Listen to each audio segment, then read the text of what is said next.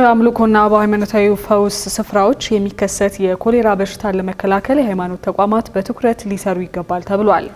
የተባለው የኢትዮጵያ ሃይማኖት ተቋማት ጉባኤ ከዩኒሴፍ ጋር በአጋርነት ባዘጋጀው በእምነት ቦታዎች ላይ የሚከሰት ኮሌራ በሽታን መከላከል ላይ የሚመክር መድረክ ላይ ነው። በዚህ ጊዜም በርካታ ምዕመናን በሚሰበሰቡባቸው የአምልኮ ቦታዎችና የፈውስ ማዕከላት ንጹህ መጸዳጃ ቤቶችና አስፈላጊው የንጽህና መጠበቂያ ግብዓቶች ሊሟሉ ይገባል መባሉን ጨምሮ ሌሎች የተነሱ ጉዳዮችን ሪፖርተራችን ብሩክ አስቀናው በዝርዝር ተመልክቶታል።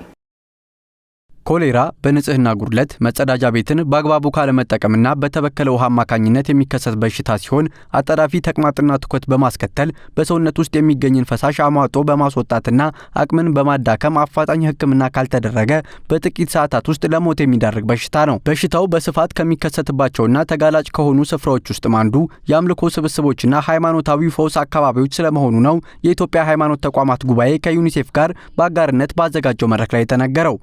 የተለያዩ የሃይማኖት መሰባሰቦች አሉ በሀገራችን። ለምሳሌ አሁን ትላልቅ ኮንፈረንሶች በተለያዩ ሀገራችን ክፍል ይደረጋሉ። ብዙ ምዕመን የሚሰበሰብበት ነው። ከዛም አልፎ ክብረ በዓላት አሉ። እንደሚታወቀው ጥምቀትን መውሰድ እንችላለን፣ ኢድን መውሰድ እንችላለን። በብዙ ሺህ የሚቆጠር ማህበረሰብ የሚሰበሰብበት ምዕመኑ ፈጣሪውን ለማምለክ የሚሰበሰብበት ነው። የሀጂ ጉዞ አለ። እንደሚታወቀው በርካታ ምዕመን የሚሰበሰብበት ነው። ከዛም አልፎ በርካታ የሃይማኖት የፈውስ ማዕከላት አሉ። ጸበል ቦታዎች በብዙ ሺህ በሀገራችን አሉ። እነዚህ ሁሉ የሃይማኖት ጠቀሜታቸው ከፍ ያለ የጎላ እንደሆነ ይታወቃል። በሌላ በኩል ግን እነዚህ ማህበረሰባችን ሲሰበሰቡ ለተለያዩ በሽታዎችም ሊጋለጡ ይችላሉ። ብዙ ማህበረሰብ ሲሰበሰብ በተለይ ንጹህ የውሃ መጠጥ ከሌለ፣ መጸዳጃ በቂ ከሌለ ለተለያዩ ተላላፊና ተላላፊ ላልሆኑ በሽታዎች ሊጋለጡ ይችላሉ። በተለይ ለኮሌራ መሰል በሃይማኖት አምልኮ ስብስቦችና የፈውስ ስፍራዎች አካባቢ የሚከሰተውን የኮሌራ በሽታ ለመከላከልም ከተለያዩ ቤተ እምነቶች ከተወጣጡ የሃይማኖት አባቶች ጋር በተካሄደው የምክክር መድረክ ላይ ሃይማኖታዊ ስፍራዎቹ ወይም ሃይማኖታዊ አስተምህሮ በራሱ ለበሽታው መንስኤ ሳይሆን በስፍራዎቹ ያለው አጠቃቀምና ሁኔታ እንደሆነ ነው የሃይማኖት አባቶች የገለጹት። ይሄ ነገር ከአያያዝ ሁለት የተነሳ ነው። ችግሩ የኛ ነው። የሃይማኖቱ ችግር አይደለም። የእምነቱ ችግርም አይደለም። የተጠቃሚዎች ችግርም አይደለም። የአስተናጋጆች ችግር ነው። አስተናጋጆች ስንሳለ በቤተ ክርስቲያንም ከሆነ ያው እኛ በዚያ በኃላፊነት ያለን ካህናት አለን። በቤተ እምነቱ እንደዚህ በተመሳሳይ አሉ። እነዚህ ለህብረተሰቡ በአግባቡ ንጽህናው በጠበቀ ሁኔታ የአካባቢው ንጽህና፣ የተጠቃሚዎች የግል ንጽህና፣ ለመጠጥ የሚያስፈልጋቸው፣ ለምግብ የሚያስፈልጋቸው፣ ለመጸዳጃ የሚያስፈልጋቸው፣ ለመጠለያ የሚያስፈልጋቸው የመሳሰሉት ነገሮች በአጠቃላይ ለሰው ልጅ የሚያስፈልጉ ፋሲሊቲ የሆኑ ነገሮች አለመደረጋቸው ነው እንደዚህ ያለ ነገር እንዲከሰት የሚሆነው ያለ። ስፔሻሊ እንደ ኮሌራ የመሳሰሉት ነገሮች በሚመጡበት ሰዓት የሃይማኖቱ አስተምሮት እጥረት፣ የሃይማኖቱ እውቀት እጥረት ሳይሆን ብዙ ችግሩ የሚመጣው በአንድ ወቅት በአንድ ቦታ ላይ በተለያየ ምክንያት እጅግ በጣም የአካባቢው ማህበረሰብ አካባቢው ላይ የተሰራው መስጂድም ሆነ የእምነት ቦታዎች ላይ ኢንፍራስትራክቸሩ ሳይኖራቸው የሚሰበሰበው ማህበረሰብ ነው አገርንም ማህበረሰቡንም ለችግር እያጋለጠ ያለው። ኮሌራም የዚህ አይነት ኦፖርቹኒቲ በሚገኝበት ሰዓት ማህበረሰቡን በከፍተኛ ሁኔታ ነው እያጠቃ ያለው።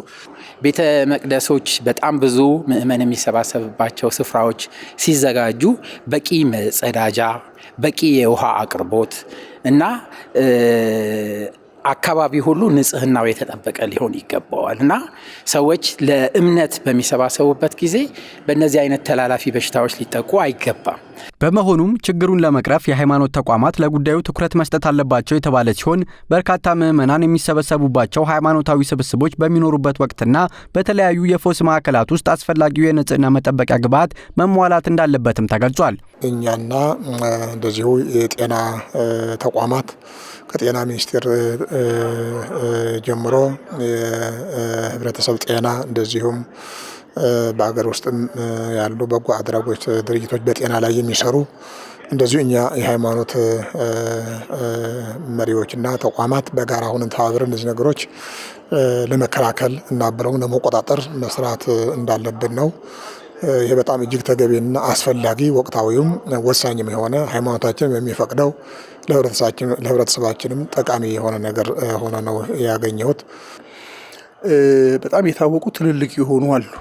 በመውሊድ በዚህ በተለያየ የመውሊድ ወቅቶች የተለያዩ ክልሎች ላይ የሚደረጉ ስብስቦች አሉ። በጣም ከፍተኛ ናቸው። በመቶ ሺዎቹ የሚቆጠሩ ሰዎች የሚገኙባቸው ናቸው። አንዳንዶቹ እንደዚህ አይነት ቦታዎች በሚኖርበት ሰዓት እዛ አካባቢ ያለው መስጂድም መሰብሰቢያ ቦታም ያንን ሁሉ ሰው አኮሞዴት ማድረግ የሚችል አይደለም።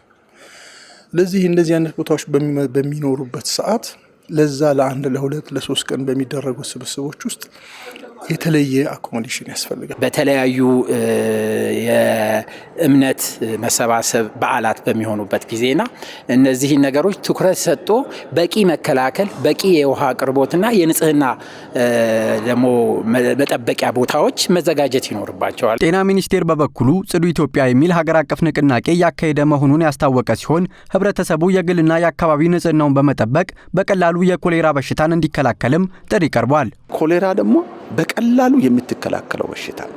በመታጠብ ጽዳትን በመጠበቅ የራስን የግል ንጽህና፣ መኖሪያ ቤት አካባቢ ንጽህና፣ የመስሪያ ቤቶች አካባቢ ንጽህና፣ እንደዚሁም አብረው ህብረተሰቡ የሚውልባቸው የማምለኪያ ቦታዎችን ንጽህና በመጠበቅ በቀላሉ የምትከላከለው በሽታ ነው። ስለዚህ በቀላሉ መከላከል የምንችላቸው ነገሮች ለጤንነታችን፣ ለደህንነታችን፣ ለህይወታችን አደጋ እንዳያስከትሉ መከላከል የምንችልባቸው ናቸው።